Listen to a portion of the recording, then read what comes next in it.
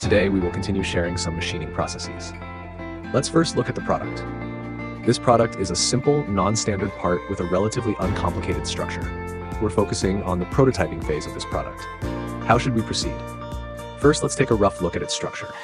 The side has many features, and there are 2 holes here that need to align with 3 surfaces. The other areas are relatively simple. This part involves a sloped surface, which we finish before connecting it to the flat surface. Today, we'll mainly discuss the prototyping phase of this product and how to approach it. In a few days, I will share how to handle this product in batch production and how to design fixtures for reference. First, we will machine the entire outer profile to create a reference. For the remaining sides, we will use a vise to clamp them, standing it up to machine all around. Since the slot is quite thin, we will add some support to ensure a smooth surface when machining this side. For the last 2 faces, we'll clamp them directly onto the work table and machine the entire outer profile.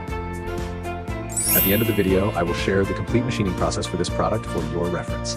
If you like my channel, please like, subscribe, and support us. I will share more practical content from our factory for your learning and reference.